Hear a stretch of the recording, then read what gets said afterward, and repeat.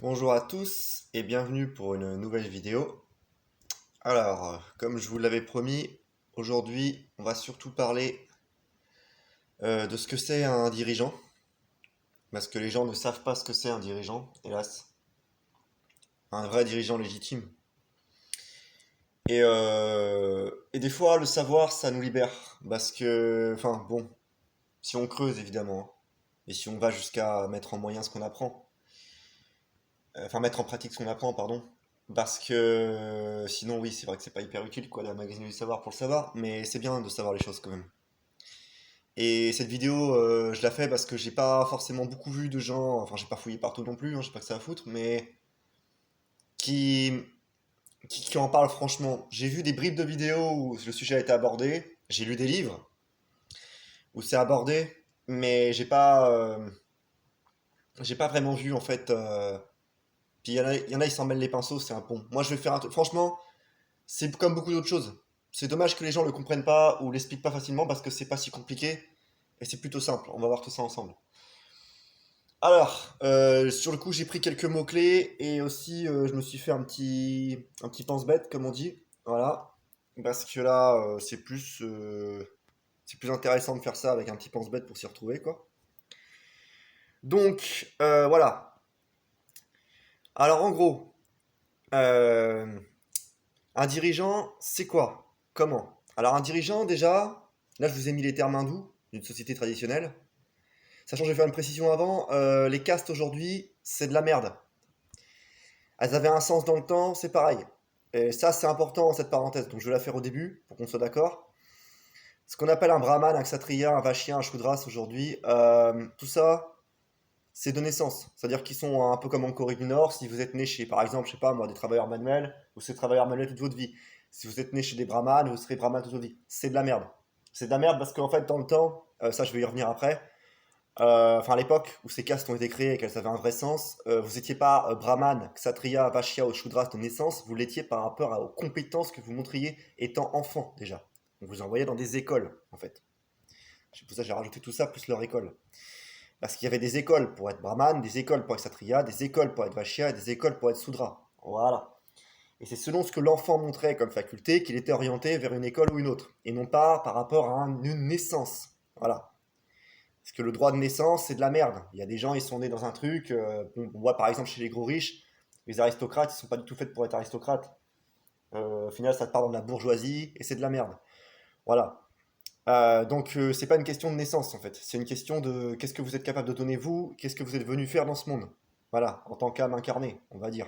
Bon, bref, cette précision étant faite, on va pouvoir pas attaquer le sujet.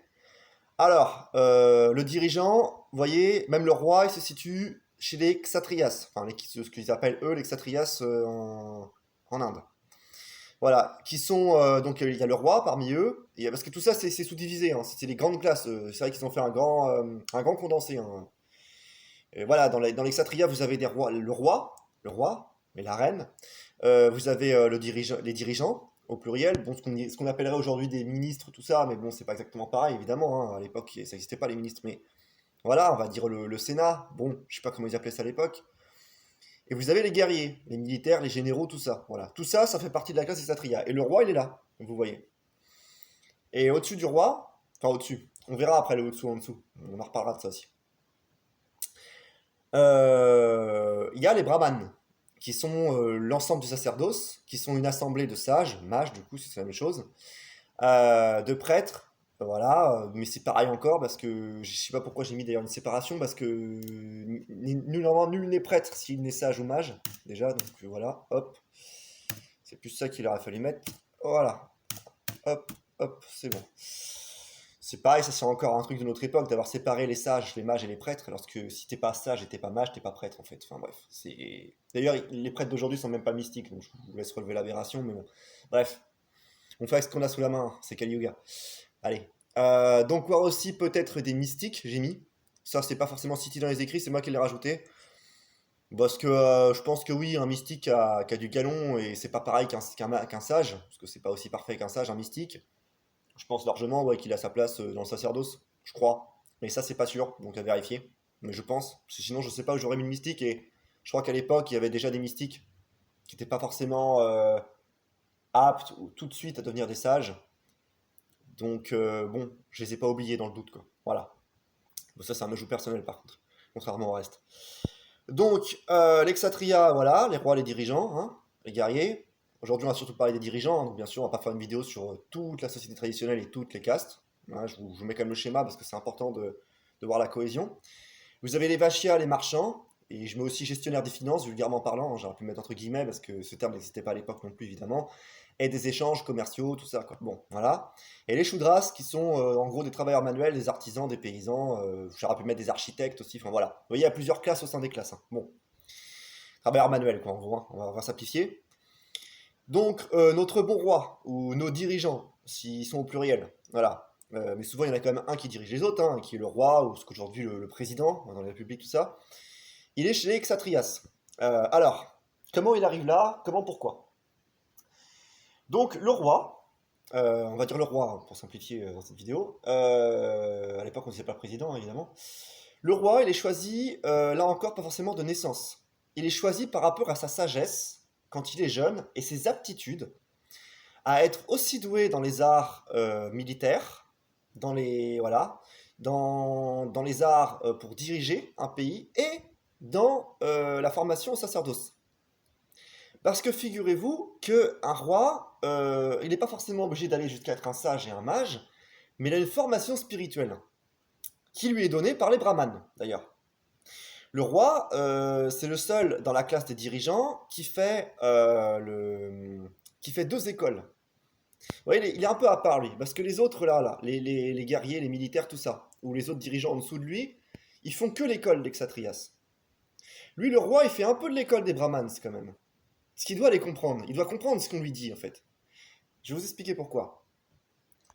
Donc le roi, qui est le dirigeant principal du pays, avec la reine, c'est un dirigeant qui est formé au sacerdoce, formé aux arcanes de la nature, parce que qu'est-ce qu'ils font dans le sacerdoce? Je vous la donne en mille, parce que ça j'en ai déjà parlé, c'est la spiritualité. Donc voilà, ils essaient de comprendre les lois de Dieu, les lois de la nature. Enfin, ça va ensemble, hein, évidemment, parce que c'est Dieu qui a tout fait, mais bon, vous pouvez pas vous contenter de dire loi de Dieu, il y a tout un cheminement, quoi. Donc les lois de la nature, les cycles, je dis pas que les cycles au niveau des saisons, mais aussi les cycles au niveau de, bah voilà, l'âge d'or, l'âge d'argent, l'âge d'airain, l'âge de fer, enfin voilà, tout ça. L'astrologie, l'alchimie, la magie, la vraie, hein, pas les merdes qu'on voit aujourd'hui, bref, tout ça, quoi. La sagesse, quoi, en gros, la sagesse de comprendre le cycle, la nature, l'univers, les lois universelles et leur créateur, bien sûr, Dieu, quoi. Voilà. Le roi, il doit être formé à ça. Donc déjà, vous allez me dire, là, voilà, oh, c'est chaud quand même, c'est pas facile. Ah, c'est sûr. Là, franchement, c'est pas une question d'argent, c'est pas une question d'où vous êtes né. Il faut avoir des coronesses, faut avoir aussi de la grande sagesse, plus que des coronesses aussi encore, la sagesse surtout, et c'est pas donné à tout le monde, clairement. C'est pas pour rien qu'il n'y en a qu'un de roi souvent. Bon, déjà parce qu'il y a une seule place pour ce rôle, vous allez me dire évidemment, mais en même temps, s'il en fallait 10, on aurait du mal à les trouver, quoi. Hein. Faut être honnête. C'est un être exceptionnel, le roi. Hein. C'est un être exceptionnel. Bon, tous le sont dans la société, ils ont tous leur rôle. Mais le roi, c'est quand même du badass, quoi. On va pas se mentir. Je n'aime pas trop employer ce mot-là, mais bon. Ça, tiens, je vais faire un clin d'œil à quelqu'un d'ailleurs par rapport à la spiritualité badass. Elle se reconnaîtra. Voilà, big up à toi, ma grande. Bon, dédicace. Du coup, on a bien rigolé là-dessus. Pour repartir sur le thème de la vidéo, voilà, voilà tout ce que doit apprendre le dirigeant. Vous allez me dire pourquoi il doit l'apprendre. On va aborder la question parce que je vous ai dit, voilà, ce que c'était, mais dans les grandes lignes. Mais vous allez me dire pourquoi.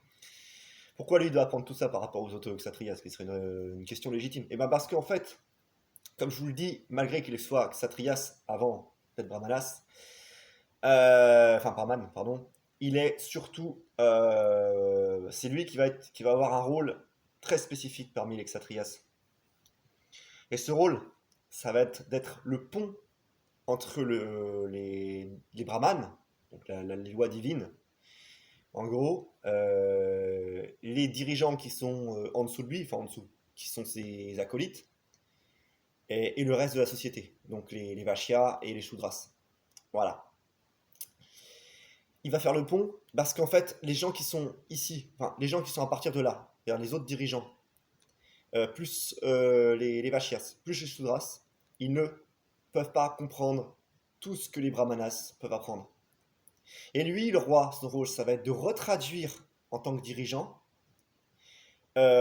le pourquoi des comment des lois. Il va pas les écrire de lui-même. C'est pas, vous voyez, ça serait semblé complètement aberrant aux anciens de vivre par des idéologies comme on fait aujourd'hui. Nous, ça nous semble la norme. Alors moi, je sais que c'est corrompu, mais pour la plupart des gens, ça semble la norme parce qu'on a été élevé comme ça, en fait. Les gens ont des idées, ils écrivent des lois. Mais non, en fait, je vais vous expliquer, les lois sont déjà écrites. Elles sont déjà écrites par Dieu, les lois. Pour ceux qui savent les lire, pour les brahmanes. Donc, il n'y a pas besoin d'aller inventer des lois. Le roi, quand il écrit des lois, il les invente pas. C'est les brahmanas qui lui expliquent comment ça marche. Lui, il comprend, il écrit. Et après, son but, c'est de les écrire de façon à ce que le peuple, le reste du peuple, oh là, j'ai zoomé pour. Ah, c'est mon portable qui vient de bugger, pardon. Hop, voilà. Donc, je disais, oui, voilà, son but, c'est de les retranscrire d'une façon à ce que ce soit compris par toutes les autres classes du peuple à partir de là. Et je mets le tiret là, là. C'est-à-dire tous les autres dirigeants et tous les autres, voilà, tout ce qui est en dessous. Donc c'est ça son rôle au dirigeant. C'est pas, ça n'a rien à voir avec ce qui se passe aujourd'hui, on y reviendra vite fait. Bon, même si je vais pas en parler des heures de ça, parce que j'ai autre chose à foutre que de parler des pédos satanistes tous les jours. Voilà, donc c'est quand même plus intéressant de voir comment ça marche les traditionnels, vous voyez, même en quelques lignes. Bon, là je vous ai fait vraiment un très gros condensé, je me suis pas fait chier, hein, je me suis pas foulé, on va pas se mentir. Mais vous voyez, déjà, il y a plus de cohérence que dans la merde dans laquelle on vit aujourd'hui, qui d'ailleurs n'est plus une société, mais juste une secte mondialiste. Enfin bref. Voilà. Donc, du coup, là, je ferai pas j'expliquerai pas le rôle de toutes les casques. Je viens de le répéter. C'est une vidéo sur qu'est-ce que c'est un dirigeant, dont je me concentre sur le dirigeant. Qu'est-ce qu'on peut dire de plus? On peut dire que le dirigeant, comme je vous le répète, il est formé dans des écoles à comprendre avec le sacerdoce, c'est-à-dire parmi les sages, parce que le roi lui-même doit être un sage. Alors pas forcément du niveau des brahmanes, mais quand même avoir une sacrée sagesse, quoi. Et pour diriger un pays, il faut une sacrée sagesse, hein. Bon. Enfin bon, je dis ça comme si c'était évident. Aujourd'hui, vu la gueule des... Enfin bref, c'est pareil. Donc voilà, après il est formé aussi aux arts militaires, parce que le roi, des fois, il commande les généraux, et quand vous commandez quelqu'un, c'est pas comme aujourd'hui, vous voyez, des petits présidents là, qui n'ont aucune formation militaire, aller donner des ordres à des armées. Qui ont juste envie de leur cracher à la gueule, malgré qu'ils n'ont jamais le courage de le faire, ce qui est bien dommage. Donc bref. Donc voilà, il y a une cohérence. Donc le roi il est aussi formé au combat, voilà, aux armes, à la stratégie, surtout. Aux arts de la guerre, en fait, hein, en général, tout simplement.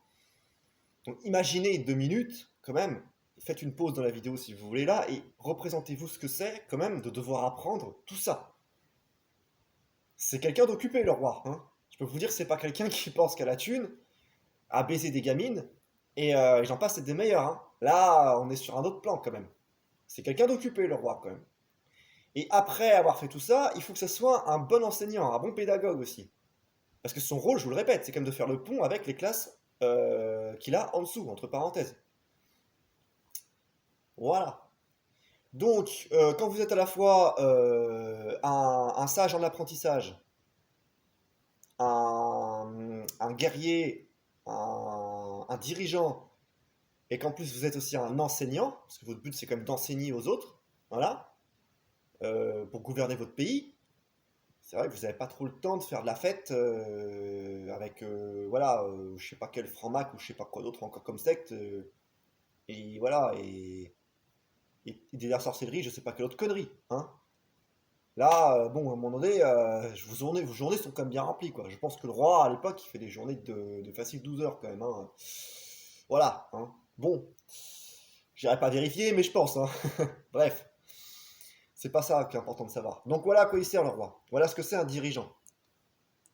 Donc maintenant, vous savez une idée représentée, vous ferez des recherches complémentaires si vous voulez, dans les grandes lignes, de ce que c'est un dirigeant. Maintenant, pour tout à l'heure, je disais que je reviendrai sur le fait de au-dessus, en dessous. Quand vous avez toute cette société qui marche, qui n'est pas parfait, il ne faut pas faire du monde temporel, même dans un âge d'or, il ne faut pas faire du monde temporel, le monde spirituel, éternel, enfin, le plan divin plutôt. Parce que le spirituel, ça fait encore partie du temporel d'une certaine façon, bref. Faut pas confondre tout ce qui est dans le samsara et ce qui est en dehors, on va dire. Voilà. Donc, effectivement, malgré que ce soit pas une société parfaite, ça tourne quand même beaucoup mieux que la pseudo-société de merde qu'on a en Kali Yuga. C'est certain. Parce que là, vous avez une cohérence. Et il n'y en a pas qui sont au-dessous ou en dessus, au-dessus ou en dessous. Parce que, en fait, vous allez me dire, ouais, mais si, les Vachia, là, les Shudras, ils sont en dessous. Non, ils sont pas en dessous. Tout le monde a une importance dans cette société. Et l'enfant, dans cette société, il est poussé à aller vers les facultés qu'il montre dans sa jeunesse, je vous répète. C'est pour ça que j'ai rajouté tout ça, plus leur école, à ces gens-là. Il y a une école. Et les écoles, c'est pas aujourd'hui, vous mettez, c'est pas pareil comme la dégénérescence d'aujourd'hui, vous mettez tous les gamins, vous leur apprenez la même chose, pour que plus tard ils rejoignent le même système. Parce que vous allez me dire, ben non, pourtant, il y en a après, ils sont électriciens, vendeurs, d'autres. Ouais, mais globalement parlant, c'est toujours pour faire partie de la secte mondialiste. On va pas se mentir. Vous voyez? Parce que là, il y a vraiment des différences. Là, c'est pas fait pour faire partie d'une vraie société, où vous montrez votre talent, voilà. Bon, pas dès la naissance, mais en grandissant, le gamin, il a des affinités. Puis si plus tard on se rend compte qu'on s'est trompé, dans une société traditionnelle, ben, on le change le gamin d'école. Voilà. Après, il y a aussi les 100 classes. Bon, ça, je vais pas rentrer dans ce détail-là parce que c'est pas important pour aujourd'hui. Mais voilà, il y a aussi une cinquième classe qui n'en est pas une, puisque c'est les 100 classes, justement. Bref, c'est autre chose. Je m'attarderai pas sur ce sujet aujourd'hui. Donc, voilà. Mais du coup, voilà, c'est ça en fait. On vous met dans une école, dans une société traditionnelle quand vous êtes gamin, qui correspond à ce que vous manifestez dans votre enfance. Et souvent, c'est les sages d'ailleurs qui vous placent dans une école ou dans une autre, parce que les sages arrivent à voir ce que l'enfant est venu, enfin, ce que l'âme de l'enfant est venue faire et les affinités qu'il a ou pas, quoi. C'est même pas ses parents qui choisissent en général, c'est les sages. Ah, et les sages, c'est ceux qui font beaucoup de choix dans la société traditionnelle, c'est normal puisqu'ils sont sages. Enfin, voilà, c'est de la logique. Voilà, la sagesse devrait l'emporter. Aujourd'hui, c'est tout le contraire, c'est l'extrême bassesse qui l'emporte. Enfin bref. De toute façon, on vit dans un monde inversé, hein, bref. Ça, je pense que c'est clair pour tout le monde, je vais pas le répéter non plus. C'est le principe d'un monde satanique. Du coup, voilà, ça sert à ça en fait. Il y a une cohérence. Et pour ça, voilà, je le répète, il n'y a pas de en dessous, au-dessus. Parce que tout a une cohérence en fait. Disons que bah, là, l'exatria, qu'est-ce que vous voulez qu'ils foutent sans les Shudras? Les Shudras, ils ont besoin d'exatria. Les Vachia, enfin, bref, vous voyez, c'est vraiment, ça tourne. Faut s'imaginer, se représenter que tout ça, ça tourne. Avec, je le répète, ça ne faut pas être idéaliste non plus, quelques défauts, parce que vous ne pouvez pas demander au monde temporel d'être parfait comme le monde divin. Ça n'arrivera jamais. Mais par exemple, je prends un exemple très concret. Vous allez me dire, ouais, dans une société comme ça, dans un monde comme celui-là, en âge d'or, il ne doit pas y avoir de guerre. Si, si, il y en a des fois. Il y a des guerres, mais pas du tout, du tout, du tout, du tout, déjà aussi fréquemment que dans le nôtre, qui est déchiré par la guerre. Mais surtout, et c'est là où j'insisterai, surtout pas pour les mêmes raisons, en fait. C'est ça qui est important à comprendre. Aujourd'hui, on fait la guerre pour des idéologies, pour piller un pays, quoi qu'on en dise, pour des raisons médiatiques, politiques, financières, de ressources. Tout ça, ça n'existe absolument pas dans un âge d'or. Dans un âge d'or, si vous faites la guerre, c'est pour de bonnes raisons, de juste cause. Et la juste cause, c'est quand l'équilibre est menacé, en fait. Quand sont remis en question les lois les plus fondamentales qui font d'une société une société. C'est le seul moment où vous faites la guerre, quand il y a des ennemis à ce point-là sataniques, parce qu'il y en a déjà des gens aussi qui sont sataniques dans un âge d'or, même s'il y en a beaucoup moins qu'aujourd'hui, parce que justement ils font pas long feu, et qu'on les rétame assez vite, parce qu'ils n'ont pas le monopole et qu'ils sont pas en majorité. Mais par contre, ils foutent un sacré tintamarre, et parce qu'ils sont plus puissants que ceux d'aujourd'hui, c'est ça qui est assez marrant. Enfin bref, je ne rentrerai pas dans les détails. Mais ils restent pas longtemps en vie. Et voilà. Donc c'est pour des gens qui menacent l'équilibre et qui remettent en question des choses naturelles. Ce qui, dans un âge d'or, est grave. Aujourd'hui, c'est la norme, là encore, je vous le répète. Aujourd'hui, personne ne vit de façon naturelle. Même moi qui est dans ma spiritualité là pour essayer d'y retrouver à ça, même moi, je ne vis pas de façon naturelle. Donc en fait, aujourd'hui, voilà, même si vous êtes de bonne foi, à moins d'avoir regagné le stade de sage ou de mystique, bah, vous ne vivez pas dans les lois naturelles. Soit vous êtes en apprentissage comme moi, en gros, vous essayez de faire les choses, voilà, vous essayez de remonter à ça, soit vous êtes même dans l'ignorance et vous ne faites pas encore gaffe à tout ça en fait. Mais dans une société traditionnelle, dans un âge d'or, voilà, vous apprenez ça dès que vous êtes petit, quoi, en fait. Vous êtes baigné dedans. En fait, vous êtes baigné dedans comme vous êtes baigné dans un Kali Yuga directement dans la merde. Là, c'est le contraire. Là, vous arrivez dans ce monde, vous êtes baigné dans l'ignorance dès le début. On vous apprend, voilà, qu'il faut pas hésiter à que la vie c'est quoi d'accumuler de l'argent, qu'on vous le dit pas directement, mais que craser les autres c'est pas grave, que vous êtes né pour consommer. Voilà. Et ben, dites-vous que quand vous venez au monde dans un âge d'or, vous en savez tout le contraire. Bref. Voilà. Après, je vais pas parler de l'âge d'argent et l'âge d'airain, parce que bon, même si on va faire un rapide tour de ce qui s'est passé en dégradation après, mais j'ai dit l'essentiel. Voilà, après vous chercherez, si vous voulez. Moi, je vais vous faire un condensé. Mon but, c'est pas de vous faire des vidéos de 3 heures, parce qu'aujourd'hui, il y en a énormément. J'ai pas envie d'abuser de votre temps, parce qu'aujourd'hui, les gens sont pressés, à tort ou à raison d'ailleurs pour certains. Mais en tout cas, je sais qu'on a peu de temps, parce que le monde va vite. Donc, si ça vous intéresse vraiment, vous ferez des recherches qui valideront ce que je viens de vous dire. Mais là, je vous les ai fait dans les grandes lignes. Maintenant, pour passer sur un peu ce qui se passe dans les autres âges, notamment au début de Kali Yuga. Voilà, j'ai mis des mots-clés pour retenir. Je voulais parler du Moyen-Âge vite fait. Bon, certains idéalisent ça d'ailleurs, comme Monsieur Attawell. Faut savoir que le Moyen-Âge c'était super corrompu. Vous aviez une parodie vulgaire de ce qui se passe dans une société traditionnelle. C'est-à-dire que vous aviez toujours le sacerdoce, à l'église. Voilà. Bon, alors déjà, oublier pardon, les sages, hein. À la rigueur, vous aviez quelques mystiques. Voilà. Ça, c'est vrai, d'accord. Qui d'ailleurs, qui n'étaient pas en général les dirigeants de l'Église déjà à l'époque, hein. En général, c'est pas les mystiques qui dirigeaient l'Église, hein. Parce qu'ils avaient même tendance à les cramer les mystiques, hein. Ils ont été canonisés plus tard, hein. Donc déjà, les mystiques qu'il y avait, ils étaient hors de l'Église en général. Je dis en général parce que c'est pas toujours le cas, mais souvent. Les sages, les mages, vous pouviez oublier, parce qu'à l'époque, c'était déjà vu comme des êtres maléfiques. Donc il y en avait qui se cachaient, quand même, qui étaient sages et prêtres, mais c'est pareil, c'était extrêmement rare. Voilà. Donc la scission déjà entre prêtre, mage et mystique, elle avait déjà été faite, hein, à l'époque, hein. Enfin entre prêtre et mage, pardon. Un prêtre, c'était déjà juste quelqu'un, voilà, qui était capable de tenir une église, de répéter une messe sans savoir trop ce qu'il faisait, et basta, quoi, hein. Bon, un bon croyant à la rigueur. Ils n'étaient pas tous pourris, faut pas non plus mentir. Mais bon, c'était pas ouf déjà, quoi, hein. C'était un Kali Yuga bien avancé le Moyen Âge, hein, faut pas l'oublier, hein, contrairement à ce que certains en disent. Donc le sacerdoce était très corrompu, hein, voilà. Et par contre, ils avaient encore les moyens de mettre la pression au roi. Voilà. Donc à la classe exatria. Mais c'était pas en mode sagesse, hein, c'était plus en mode fais gaffe parce que nous, l'église, on est plus puissant, quoi. En gros, à l'époque, il y avait la menace de l'enfer, la religion était très prenante.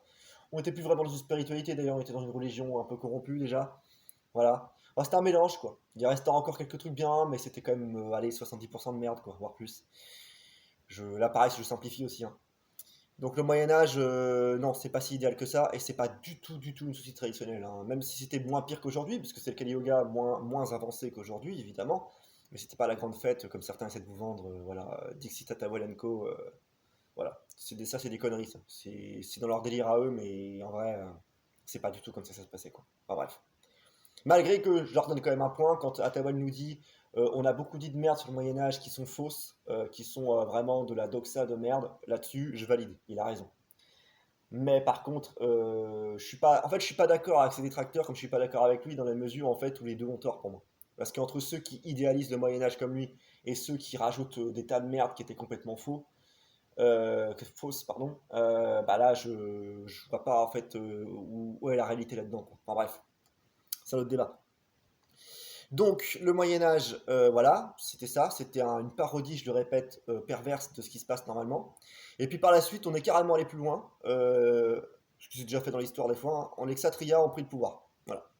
C'est-à-dire que là, on en est là aujourd'hui, enfin les Kshatriyas. Non, pardon, parce qu'il n'y a plus de Kshatriyas. Pareil, les faux Kshatriyas, donc les faux dirigeants d'aujourd'hui illégitimes. Parce que quand vous n'êtes pas. Moi, je vais vous le dire, hein, quand vous n'avez pas fait ce parcours pour être roi, peu importe l'âge, vous n'êtes pas légitime. Point barre. Voilà. Donc vous n'avez pas obéir à ces gens-là, c'est ce que je vous ai répété plein de fois. Voilà. Donc les pseudo-kshatriyas, là, parce que voilà, essayez d'imaginer, moi je sais pas, tous les présidents qu'on a eu ces temps-ci, là, bon, Dixit Macron comme kshatriya, ça pissait de rire. C'est pas des kshatriyas, c'est de la merde, tout ça. Et c'est ça qui prend le pouvoir aujourd'hui. Enfin, qui prend, voilà, et qui est complètement illégitime. Et en plus, oui, là, du coup, l'Église a été évincée parce qu'elle a été séparée de l'État il y a longtemps. Vous allez me dire, remarque, vu l'Église corrompue, c'est pas plus mal. Ouais, enfin, je veux dire, de toute façon, au final, ça change pas grand-chose, hein. Il y en a qui me disent que si, là encore, hein, je crois pas. Après, vous avez la démocratie qui est complètement irréalisable et complètement con. Parce que dans l'Anasticlose de Platon, c'est un des derniers stades avant la grosse dégénérescence. Et c'est pas pour rien, parce que la démocratie, c'est pas fait pour exister en fait. On est tous égaux? Non. Non. Une femme ne sera jamais égale à un homme ne sera jamais égal à une femme. On est différents sur le plan physique, on est différents sur le plan astral, on est différents sur plein de trucs. Et heureusement d'ailleurs, c'est ce qui nous permet justement d'engendrer la vie et d'être dans la complétitude, je sais pas si ça se dit, pardon, de se compléter en tout cas. Voilà, et heureusement qu'on n'est pas égaux, parce que être égaux, c'est complètement con en fait. Ça veut dire qu'il y aurait un problème, ça concernerait tout le monde, on pourrait rien faire. On aurait tous les mêmes forces, tous les mêmes faiblesses, et on n'aurait pas cette cohésion qu'il y a dans les sociétés traditionnelles de tout ça en fait. Voilà. Donc les chimères comme l'égalité, ça appartient à la démocratie et ça ne vaut rien. Vous pouvez avoir l'équité. Voilà. J'avais fait une vidéo là-dessus, je vous renvoie, hein. Je ne vais pas épiloguer là-dessus 3 heures. Équité, égalité, vous irez voir plus bas, vous chercherez, ça vous intéresse. J'explique la différence en 10 minutes, c'est réglé. C'est facile à comprendre. Bon, l'égalité c'est une chimère, c'est encore du luciférisme. Ce qui va très bien avec le reste de notre époque. Donc voilà, j'ai juste mis ici quelques mots-clés pour faire cet aparté. Donc aujourd'hui, vous avez des pseudo-satrias qui ont pris le pouvoir. Bon, de toute façon, toutes ces classes-là n'existent plus vraiment parce que c'est le bordel, c'est un globi-boulga, un mélange, on sait plus qui est quoi, qui fait qui. D'ailleurs, aujourd'hui, on remet même en question le genre, hein, on en est là. On vous a divisé extérieurement, on vous divise intérieurement. Ou bientôt, on ne saura même plus comment on s'appelle, si on est un homme, une femme, un jouet, une PlayStation, une chaise en bois, je sais pas en fait. Enfin bref, c'est voilà, quoi. On en est là. Donc bon, hein, ça s'est bien dégradé. Moi, je vous dirais, si vous voulez continuer à obéir à des gens qui ne sont pas légitimes, je viens de vous expliquer comment, pourquoi, parce que je vous ai souvent dit qu'ils n'étaient pas légitimes, mais je n'avais jamais fait de vidéo pour prendre la peine de vous expliquer pourquoi, je viens de le faire. Ça vous regarde. Moi, personnellement, je serais ravi de me plier et de me soumettre à un dirigeant légitime. Ça m'enlèverait beaucoup de responsabilités parce que du coup, au final, comme il n'y en a pas, je suis obligé de les prendre sur moi, évidemment, mais il n'y en a pas en fait actuellement. Faut être logique, il n'y en a pas, hein. Cherchez pas, il n'y en a pas. Je vous le dis. Vous allez là, je vais vous faire gagner du temps. Ne cherchez pas, il n'y en a pas. Donc en attendant que ça revienne, moi ouais, je préfère être en roue libre. Alors quand je dis en roue libre, attention, c'est avec mon éthique, mes valeurs, mes principes et d'essayer de me diriger moi-même et de transmettre ce que j'ai appris à d'autres, ça peut les inspirer. Il ne s'agit pas de foutre le bordel, il s'agit de justement se rendre compte qu'il n'y a plus de dirigeants, donc on doit se démerder, ce qui est extrêmement difficile. C'est reprendre ses responsabilités en main. N'empêche que pour moi, j'ai pas le choix en fait. Parce que entre ça et me soumettre au guignol qui est actuellement au pouvoir, le choix est vite fait, quoi. Voilà. Quitte à risquer la tôle, la mort, ce que vous voulez. Enfin, il y a un moment donné, faut choisir quoi. Comme il a dit Jésus, hein, qui veut sauver sa vie la perdra, qui la perdra à cause de moi et l'évangile la sauvera. Hein. Faut comprendre aussi ce qu'on vous dit, quoi. Quand vous avez des mecs qui jouent les grands révolutionnaires, quand ils sont encore rendus à payer les impôts à ce système, ou à se courber devant ça, ou à essayer de trouver des solutions politiques, alors que les solutions sont même pas dans la politique, en fait, là, vous êtes en décalage avec la réalité. Il y en a qui vont me dire non, il faut vivre avec son temps. Non, il ne faut pas vivre avec son temps, cette phrase de merde. Non, il n'y a pas de vivre avec son temps. Il y a à vivre avec la réalité des choses. Je viens de vous expliquer ce que c'est un dirigeant. En ayant ce savoir, je ne vois pas comment je pourrais me courber devant des gens qui ne le sont pas. C'est tout. Il n'y a pas de temps pour ça. Un dirigeant, c'est un dirigeant ou ça ne l'est pas. Point barre. C'est pas une question de temps, en fait. Donc, quand vous êtes responsable dans un âge du Kali Yuga, dans un âge de fer, vous vous cassez pas les couilles à être voilà, à la botte de gens qui sont pas légitimes, en fait, tout simplement. Est-ce que ça vous viendrait à l'idée, moi je sais pas, d'aller voir un banquier pour garder votre argent alors qu'il est pas banquier, en fait? Bon, est-ce que vous allez voir acheter un marchand qui est pas un marchand?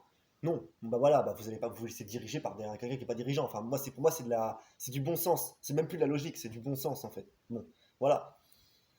Donc après on dira ce qu'on veut, que je suis extrême ou je sais pas quoi, je m'en fous. Personnellement, je vais pas me forcer à faire des choses incohérentes pour faire plaisir à la masse en fait. Il y a un moment donné, il y a toujours des pionniers, hein, vous savez, hein, pour en prendre plein la gueule. Les premiers à les faire, c'est toujours ceux qui en prennent plein la gueule, qu'on regarde bizarre et tout, puis c'est ceux qui avaient raison au final. Bon voilà. Moi je sais que je suis très en avance sur mon temps, au contraire, et que je suis très visionnaire surtout. Et les visionnaires, c'est toujours les premiers à en prendre plein la gueule. Voilà, avant que les gens se réveillent. Bon bah j'assume, c'est pas grave. Voilà, bon bref, on n'est pas là pour parler de moi, 3 heures, donc je vais vous expliquer ce que c'est en à peu près 30 minutes, on va s'arrêter là. Voilà, vous savez maintenant, grosso merdo dans les grandes lignes, à quoi ressemble vaguement une société traditionnelle et pourquoi comment. Et vous voyez qu'on en est très loin. Voilà. Donc je ne peux vous encourager qu'à faire vos recherches, à prendre vos responsabilités, plus nombreux on sera à le faire, plus vite ce système se cassera la gueule. De toute façon, c'est imminent, ça va se faire, d'une façon ou d'une autre, qu'on le veuille ou non. Puisqu'il est assez duré comme ça et qu'il a assez violé l'ordre naturel, ce système actuel. Donc voilà, mais au moins, si vous apprenez à vous démerder et à vivre avec la réalité malgré la dureté que c'est chaque jour, vous serez quand même avantagé, vous aurez quand même quelque chose à transmettre, que ce soit aux gens que vous rencontrerez, à vos enfants, à votre famille, enfin, bien sûr s'ils le veulent, évidemment. Ce ne sera pas facile des fois d'être rejeté, hein, comme disait Jésus, un prophète n'est jamais autant rejeté que dans sa famille, sa patrie et parmi les siens. Là encore, citation du Christ, pas que le prophète, hein, vous pouvez aussi rajouter, enfin vous pouvez changer prophète par Jean Conscient, ça marche très bien, hein, croyez-moi. Donc voilà, essayez de vous démerder du mieux que vous pouvez. Je sais bien que c'est la merde, je sais bien que c'est pas facile, je suis le premier à m'en rendre compte, mais je vous encourage à continuer et que Dieu vous garde et que la Sainte Mère vous guide. Voilà, bon courage à tous, on en aura bien besoin. Amen.